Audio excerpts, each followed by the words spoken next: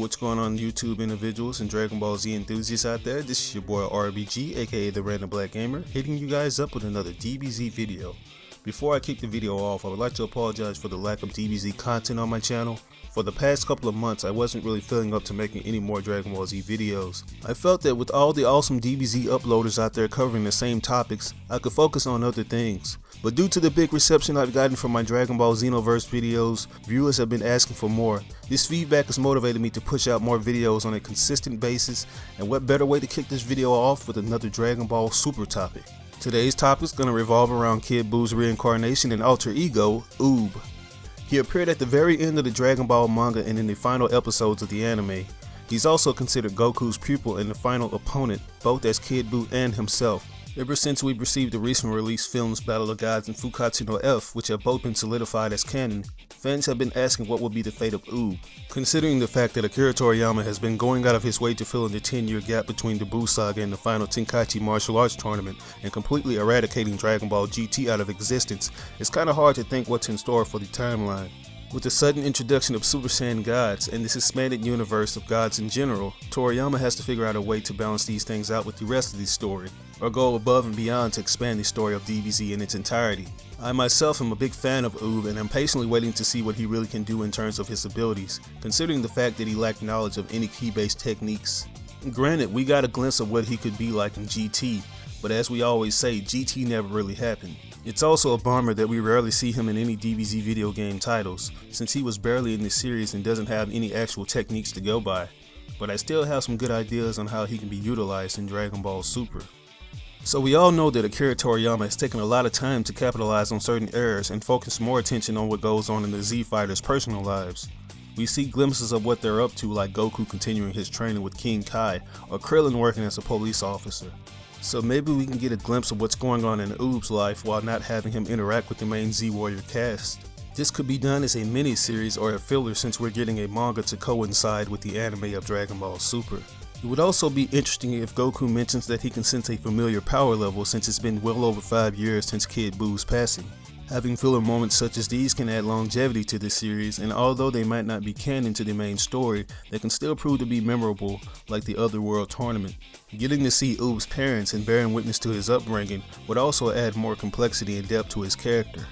During his introduction, we learned that he came from a poor village and that he entered the World Martial Arts Tournament to win prize money to help out financially.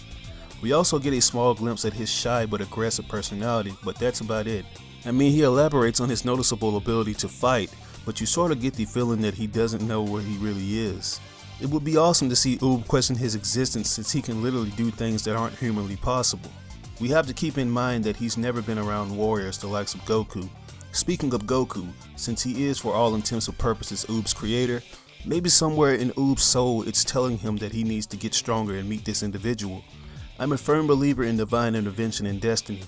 Goku did wish to fight Kid Buu again in another lifetime, so in a way Oob would have to have an even bigger reason for enrolling in the tournament than just winning prize money. Another idea that could add to Oob's motif is if Toriyama hints that there's a possibility that he can inherit Kid Buu's evil ways in certain situations. It was showcased in the last episode of Dragon Ball Z that when angered, Oob's unrefined but devastating power could shine through.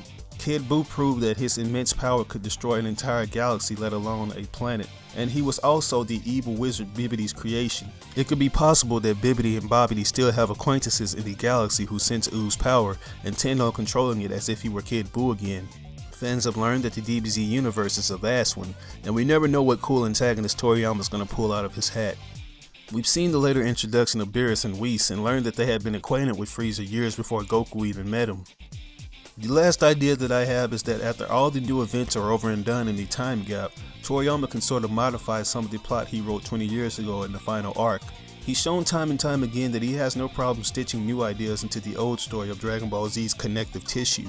Since Goku has received a newfound ability to become a god and went under Whis' tutelage, maybe he has a lot more to offer Oob this time around.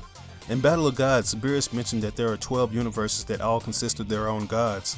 So maybe he could train Oob similar to how he was trained by Whis. And let's not forget that there are villains that aren't gods but still pose a threat to the galaxy like Frieza did in Fukkatsu no F. And that's pretty much it. As I stated earlier, these are just my ideas for what Toriyama Sensei can do with the character of Oob. This character deserves better treatment and demands character development. But what do you guys think? Do you think Oob should be featured in Dragon Ball Super? Do you think that he should be fully fleshed out and done justice compared to his poor mistreatment in Dragon Ball GT? Leave your thoughts in the comment section below, and don't forget to like or dislike the video and subscribe for similar DBZ videos.